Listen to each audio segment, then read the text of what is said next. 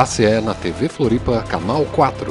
Apoio CREA, Conselho Regional de Engenharia e Agronomia, e Mútua, Caixa de Assistência dos Profissionais do CREA.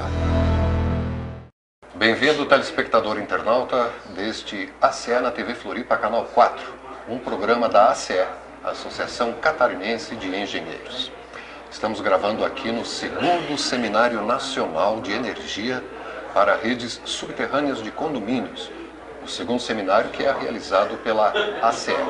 E conosco agora, para conversarmos, o engenheiro Sérgio Luiz Sequinel Filho. Bem-vindo, engenheiro. Obrigado pela presença. Obrigado.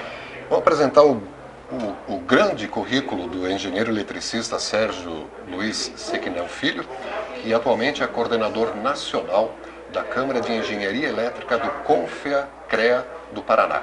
O CONFEA é o Sistema Nacional e o CREA é uma entidade estadual e a gente já vai esclarecer para você.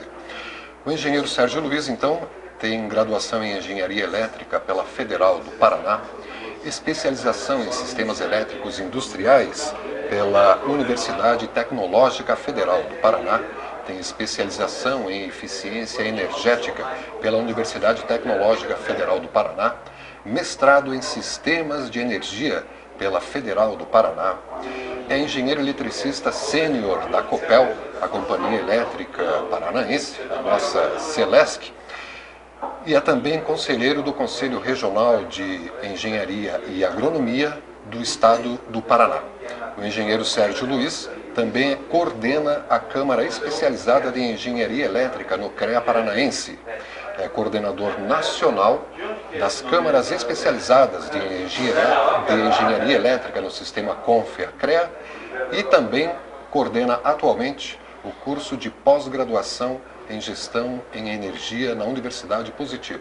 Depois de já haver passado pela graduação, e os estudos continuam, engenheiro. Qual é o próximo passo? É uma área que não para, né? É constante, porque a tecnologia ela avança e você tem que acompanhar o tempo todo. Quem sabe o projeto futuro aí é ingressar num doutorado e um projeto mais ousado aí, ainda na área de energia, que é uma área que eu me identifico muito e gosto muito. Desde sempre gostou da área de elétrica, engenheiro? Sempre. Isso está na família já. Minha mãe trabalhou no setor elétrico durante quase 30 anos, né? Já tá no e ali DNA. vivendo, já está no DNA. Minha irmã também trabalha numa empresa, uma companhia de energia, e eu também acabei seguindo, e dentro da modalidade, dentro da minha formação, acabei também me identificando e gostando mais dessa área. Mas é uma área que é muito vasta, né? Porque você tem inúmeras oportunidades dentro da parte de energia, geração, transmissão, distribuição, a parte de comercialização que está muito forte, né? Essa situação de geração distribuída, um contato relacionado com o consumidor, a defesa do consumidor. Então, desenvolvimento tecnológico, pesquisa e desenvolvimento, na verdade, né? Com inovação. Isso que é importante. Eu até como professor sou suspeito para falar, porque a gente o tempo inteiro gosta de tratar da inovação. É tão bom ver os alunos, né, ali animados e vendo, descobrindo coisas nessa área, que é uma área espetacular e estratégica para um país. Estratégica, fundamental. Engenheiro, para começarmos, vamos esclarecer para o telespectador internauta que ainda não conhece o que é o sistema CONFEA e o que é o CREA. Bom, vamos lá. O CONFEA é que ele CONFEA ou CONFEA, depende da região que você fala. Às vezes eu falo CONFEA, às vezes eu falo CONFEA, depende. Muito bem. De onde você está. Mas CONFEA ou CONFEA, você tem aí alguns conselheiros federais, né? E tem o presidente do CONFEA, ele fica em Brasília, e na qual existem resoluções, a parte de legislação do exercício profissional na engenharia, agronomia e geociências, eles saem todos por lá, né? Então, aí você tem os CREAs em todos os estados, né? Onde tem os conselheiros, existem conselheiros de instituições de ensino, de entidades de classe, como a ACE, que está promovendo o evento, e você tem aí os conselheiros que formam algumas câmaras, né, específicas, né, ou especializadas na modalidade. Civil, elétrica, mecânico, industrial, agronomia, segurança no trabalho, química e por aí vai.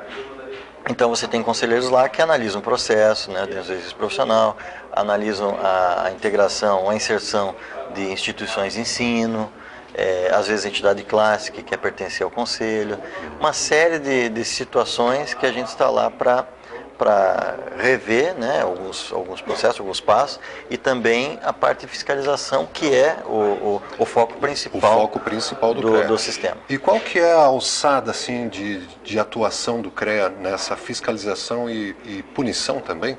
Qual é a alçada assim, máxima que o CREA pode chegar nesses itens? Bom, dependendo do grau do exercício mal executado, né, se tivermos aí uma catástrofe, por exemplo, o profissional pode ser cassado, pode perder o registro. Já aconteceu, né? A gente sempre evita isso, orienta determinadas situações para que o profissional tome muito cuidado aonde ele está exercendo sua atividade e se é de sua competência, né? Então, já existe isso. Então, você encaminha na ética, né? Ele pode receber alguma notificação e no passo a passo. Mas se tiver uma situação em que já aconteceu, por exemplo, uma queda de um edifício, uma catástrofe que se mata muitas pessoas, um processo civil. Pode sofrer um processo civil, criminal e uma série de situações, e daí vir a perder o registro profissional. E aí o CREA atua junto com a Justiça? O CREA atua junto. Normalmente o CREA ele facilita muito as informações para que a Justiça, nesse sentido, tome as decisões mais corretas possíveis. É por isso, então, que é fundamental que toda obra, todo engenheiro, faça a sua anotação de responsabilidade técnica, a famosa ART. A anotação de responsabilidade técnica, a famosa ART, para os que já conhecem, é uma forma de contrato, né, entre o cliente e o profissional que ele está exercendo. Você formalmente está ali. Pro profissional é excelente porque ele vai gerar um exercício ali daquela atividade e vai colocar no seu acervo técnico, né? Para o cliente também é uma forma de defender, é uma segurança que ele está com um profissional habilitado exercendo aquela atividade. E se tiver algum problema futuramente com aquele projeto, com aquela execução, daquela determinada instalação, ele vai poder recorrer àquele profissional e aí o CREA pode entrar em ação. Porque tendo a RT, tendo esse documento formal, o CREA pode atuar junto a esse profissional por algum problema ou outro. O cliente tem que saber disso, a sociedade tem que saber disso e tem que exigir do profissional habilitado que emita a RT. Esse documento. É através dele que o CREA vai fiscalizar. Vai rastrear. Né, toda a atividade, né, e vai perceber aí se existiu algum problema ou não, e já, né, porque é um contrato, é um contrato, né? E o ART, a anotação de responsabilidade técnica, ela vai gerar depois a certidão de acervo técnico, né? Isso. Que é a somatória de todas as ARTs que o profissional tem registradas no CREA. Exatamente. É o histórico, né? É um documento formal que o profissional pode solicitar ao longo de sua carreira ou em determinado momento da sua carreira, onde esse acervo, né, vai poder permitir com que o profissional participe de licitações, né? Uma série de leilões. Hoje tem um documento exigido em várias situações, essa declaração. Da parte de órgãos públicos, sim, né? E as empresas também são valorizadas nesse sentido, porque se você tem os profissionais com um determinado acervo técnico, elas também estão capacitadas para participar dessas licitações. A própria empresa. A própria empresa, porque quem faz parte delas são os profissionais. A partir do momento que o profissional saiu da empresa, ela perdeu aquela capacidade técnica. Ela tem que recuperar, ou ela tem que buscar outro profissional, inserir ou trabalhar em conjunto com outros profissionais. A gente sempre pede assim, não coloque, né, todos os ovos numa cesta só.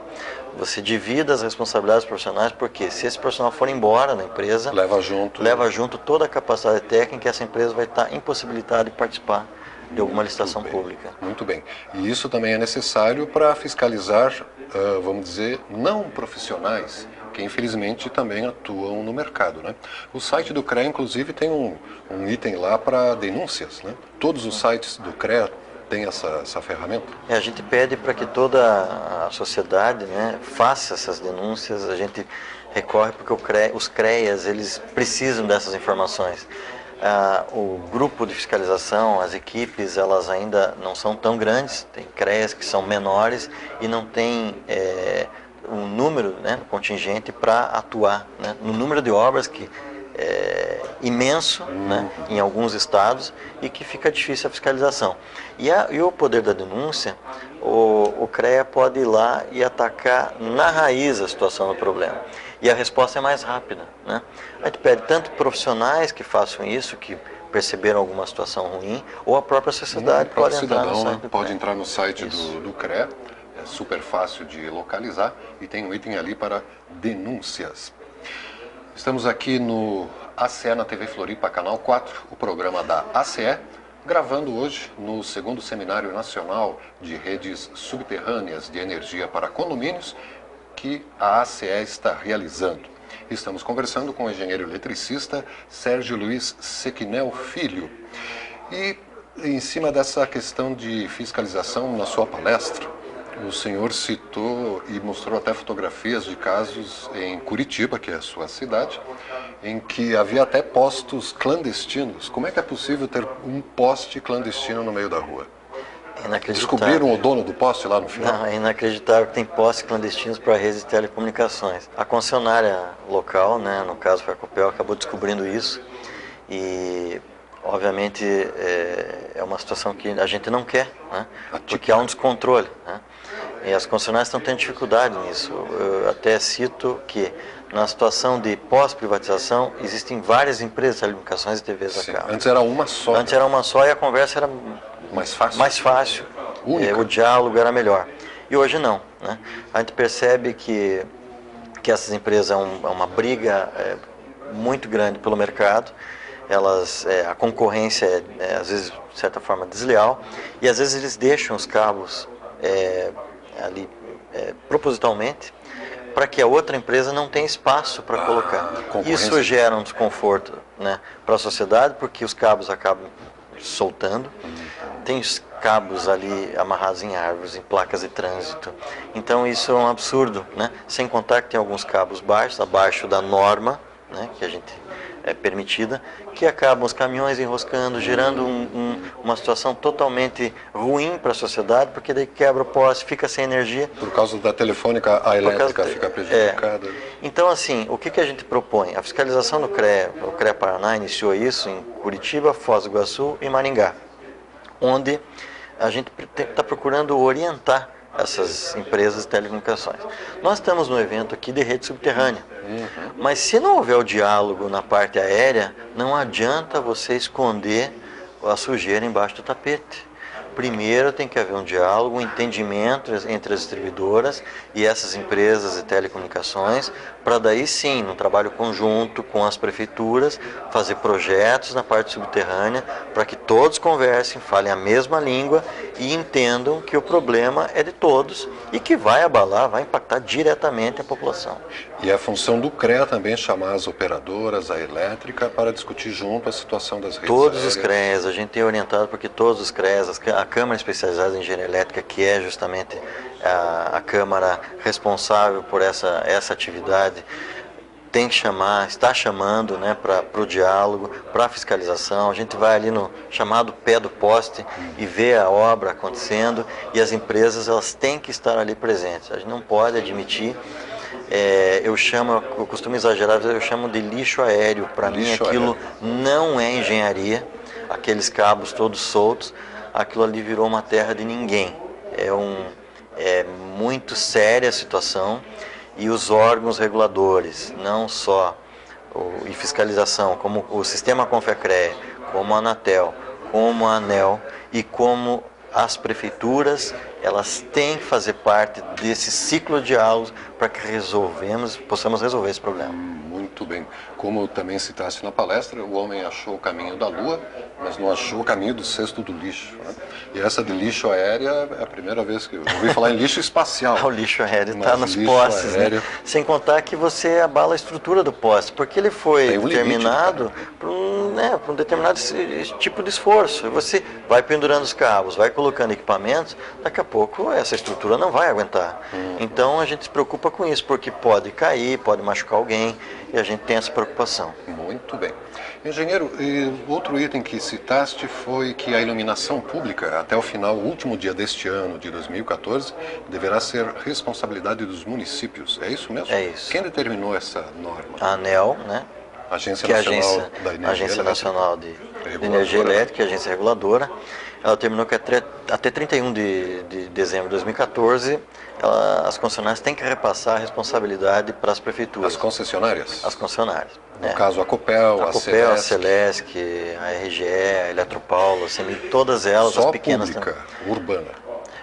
Não, a iluminação pública, no geral, toda ela vai ser responsabilidade do município. O maior problema é que tem município que não tem estrutura para receber essa gestão e não tem equipe técnica capacitada. Então, como eu cito, a iluminação pública, ela está ligada na razão direta com a violência. Se você tem uma má gestão da iluminação pública, o índice de violência naquela cidade vai aumentar fatalmente. E a gente tem essa preocupação, porque é um assunto de engenharia e vai acabar respingando em outras situações. Né? Muito bem. Subindo no poste novamente, engenheiro. No Natal, aumenta o número de sinistros com a rede elétrica? E por quê?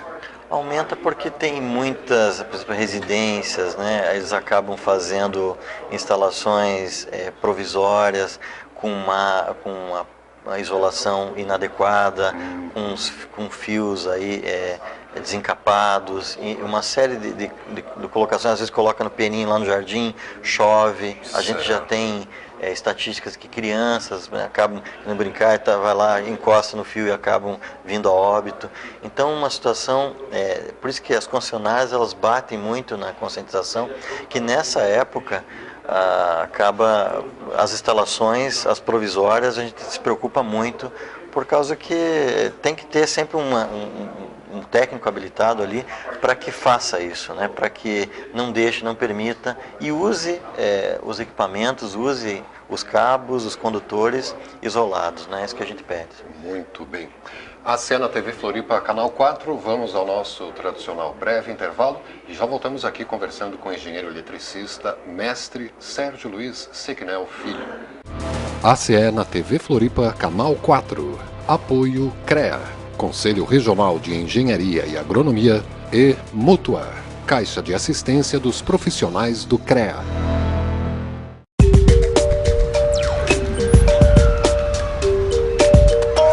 Só o trabalho de um profissional do CREA garante a segurança em projetos, obras e serviços. São atividades que exigem o máximo de conhecimento e responsabilidade técnica. Por isso, exija a responsabilidade. Contrate um profissional do CREA. CREA Santa Catarina, a marca da responsabilidade. ACE na TV Floripa, Canal 4. Apoio CREA, Conselho Regional de Engenharia e Agronomia, e Mútua, Caixa de Assistência dos Profissionais do CREA. Voltamos com o ACE na TV Floripa, Canal 4, gravando hoje aqui no 2º Seminário Nacional de Redes Subterrâneas de Energia para Condomínios, uma realização da ACE, trazendo convidados nacionais, estaduais e conosco aqui o engenheiro eletricista Sérgio Luiz Sequinel Filho, que é do CREA Paranaense e também do sistema CONFEA, ou CONFEA, como queiram, né? Como queiram. Professor, e que também é professor universitário, né, já na pós-graduação e um futuro doutorando. É responsabilidade do sistema CONFEA também dialogar com os poderes públicos, né? E estão elaborando um plano nacional de eficiência energética. Como é que é? Que discussão é essa? Que plano é esse? O Plano Nacional de Eficiência Energética, que é o PNEF, a gente vem discutindo isso desde 2010, né? Que vem sendo elaborado com o governo federal, com o Ministério de Minas e Energia, tem um departamento específico para essa execução desse plano. E o sistema CONFEA-CREA, através do próprio CREA Paraná, fez algumas contribuições, né, referente a isso. Principalmente a micro, a pequena empresa, que elas ficam às vezes sem pai nem mãe, vamos dizer assim, porque não tem um profissional e precisam também de uma ajuda relacionada à eficiência energética. E tem problemas, essa empresa a gente sabe que tem. E também outras contribuições com relação à capacitação, que seja um profissional habilitado, que continue trabalhando com isso, né? E também relacionado à conscientização e educação, tanto na parte de universidade, de cursos aí de ensino fundamental, a gente pode atacar essa ideia em vários sentidos, vários setores, mas trabalhar muito a conscientização, porque a eficiência energética ela é extremamente importante, ela é ótima para o país, né? Porque o consumo, quando fala em racionalização, ela não é perda de qualidade de vida. A eficiência energética não é perda de qualidade de vida. É simplesmente otimizar a energia e usar aquilo que realmente você precisa usar, né?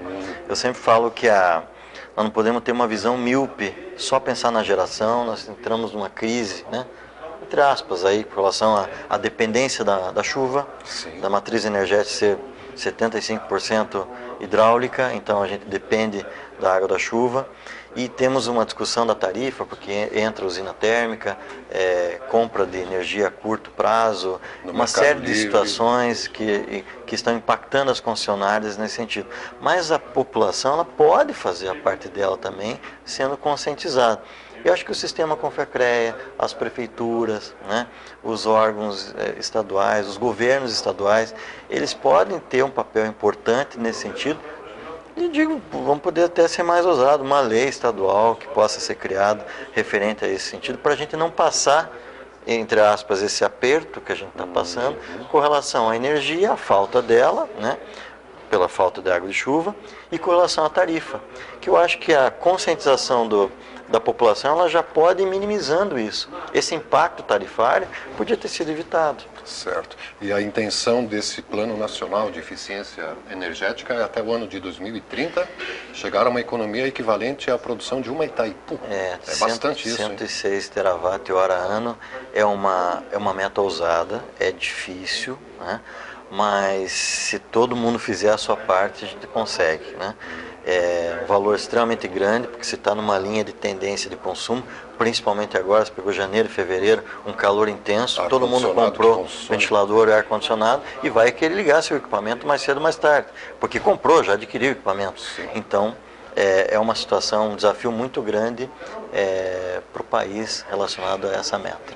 E um passo já dado nessa direção é a construção de uma cartilha que está disponível no site do CREA do Paraná. Isso. Uma cartilha de educação, de racionalização, é isso? A gente elaborou uma cartilha em 2012, a gente fez até um seminário nacional lá, com a própria participação do Ministério de Minas e Energia, a Petrobras esteve lá, a Copel, algumas concessionárias, a Eletrobras, através até do departamento que criou o Procel. Então, essa cartilha está à disposição no site do CREA Paraná para fazer o download, e essa cartilha é dividida em 3 capítulos. Ela é de fácil leitura, né? O objetivo é atender a parte comercial, industrial e residencial, obviamente, a parte de fiscalização, porque precisa ser fiscalizado essas atividades de eficiência energética também, tanto no comércio como na indústria, e também para as instituições de ensino, que a instituição de ensino utilize esse documento para começar a conscientizar. E não precisa ser só a universidade, não. Pode ser ensino médio, o colégio, a escola. Então está lá fazendo à vontade, né, com um material muito didático e muito simples de se entender o assunto. Engenheiro, a nossa conversa está ótima, mas temos que finalizar. E para finalizar, o ponto X da questão. Como é que é a questão da regulamentação do salário devido a um engenheiro eletricista? Existe uma norma para isso? O salário mínimo não é só o engenheiro eletricista. Porque o salário mínimo já... A gente pega, porque assim, na resolução e na lei de 66, nós temos que ter o salário mínimo profissional. E muitas empresas acabam não respeitando, né? Não contratando o engenheiro com o nome, com o título engenheiro na sua carteira profissional. A gente tem conhecimento, isso a sociedade tem que perceber e tem que saber, que algumas empresas contratam o profissional como analistas, para que não pague o mínimo profissional, que se for de 8 horas diárias, você tem que pagar 8 salários e meio para o engenheiro. Isso é direito, isso é lei, e o CREA tem o poder de fiscalização em cima disso, em cima das empresas. Então a gente pede para que a sociedade, para que as empresas tomem esse devido cuidado com relação ao salário mínimo profissional e que ele seja respeitado para que o profissional de engenharia e agronomia trabalhe, né, com segurança e dentro de suas atividades, obviamente para a sua sobrevivência. Certo, e a constante necessidade de atualização, né, que o mundo também não para. E o engenheiro elétrico não se restringe a questões do campo da eletricidade, ele também atua, por exemplo, na instalação de sistemas eletrônicos de segurança, ele atua em outras áreas também. Outras várias atividades, a parte de comunicação, TV, cabeamento estruturado, a parte de telecomunicações. Você vê hoje uma tecnologia entrando aí que é a 4G. Nós temos aí a TV analógica que vai provavelmente cair em talvez 2018. Né? Estão prorrogando para 18. Parece que estão prorrogando para 2018. Então vai entrar a TV digital. Tudo isso é engenharia e o sistema tem que estar lá presente. Nós estamos aqui no evento hoje para discutir com as associações, com os órgãos públicos, que é imprescindível a presença do profissional da modalidade especificamente de engenharia elétrica na parte de telecomunicações e na parte de energia, que são duas situações estratégicas para o desenvolvimento de um país, para que esteja presente os profissionais realmente que podem responder por essa atividade. E quando se trata de instalações de rede de baixa tensão, o próprio arquiteto é autorizado a fazer um projeto? Nós temos um problema com relação a isso, porque o arquiteto saiu do conselho, nós temos um outro conselho agora que é o CAL, que é o Conselho de Arquitetura e Urbanismo, e assim, o curso de arquitetura, a gente entende que não tem atribuição para fazer projeto elétrico, né? Baixa tensão, porque está colocando em risco a sociedade.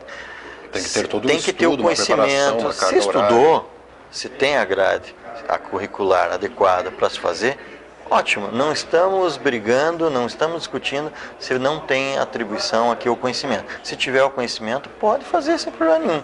O problema é que tem muitos que não têm o conhecimento e acabam colocando em risco a sociedade, porque quando se fala a parte elétrica, realmente você entra num grau de risco bastante intenso. Então a gente não quer que profissionais sem conhecimento coloquem em risco a população. E muitas vezes o arquiteto é contratado para gerenciar uma obra e ele acaba terceirizando os serviços da elétrica, da hidráulica, né? E ele acaba assumindo essa responsabilidade. Porque o arquiteto pega o pacote todo de serviço. É quem então negocia ele acaba com o cliente. Contratando. Ele que negocia diretamente. Para o cliente é mais cômodo. Olha, eu vou falar com o arquiteto, então só quero falar com ele, e o arquiteto acaba dividindo as responsabilidades lá dentro, enfim. Mas não é por aí o caminho. Nós estamos dialogando tranquilamente com relação à arquitetura, e acho que podemos entrar no denominador comum aí para que todo mundo tenha sua fatia de mercado e todo mundo exerça sua atividade dentro do seu respectivo conhecimento. Estamos conversando com o engenheiro eletricista, mestre Sérgio Luiz Sequinel Filho. E se você quiser encontrá-lo pessoalmente, vai haver um workshop em Belo Horizonte no final deste ano. Que workshop será esse? É um workshop organizado pelo CONFEA, né, que a gente tem pela Coordenadoria Nacional, e vai acontecer dia 15 e 16 de setembro, lá em Belo Horizonte. Estão todos convidados para quem quiser participar lá conosco. Vai ser no CREA de Minas Gerais, onde a gente vai estar discutindo esses assuntos: telecomunicações, energia, parte de licitações, né? E o próprio curso novo que está entrando aí, que é a questão da engenharia de energia, então trabalhando com instituições de ensino. O sistema está aberto para que a gente se aproxime cada vez mais de instituições de ensino, órgãos públicos, e a gente está aberto para discutir, né? Então esse workshop é justamente com esse fim, esse objetivo de trazer mais informações dentro do sistema, mas também dialogar fora dele. Muito obrigado pela presença, engenheiro. Faltou agradecer alguém para encerrarmos? Não, eu quero agradecer aqui a oportunidade, né, por estar conversando com os internautas, né, e todo o pessoal que está acompanhando o programa. Parabenizar a organização do evento aqui da ACE, que está fantástica, palestras bastante interessantes, e que realmente quem veio acho que está aproveitando muito para agregar conhecimento aí e levar dentro da sua atividade, dentro da sua região. Eu agradeço a todos e obrigado pela oportunidade. Obrigado pela participação, e você, telespectador internauta, pela audiência.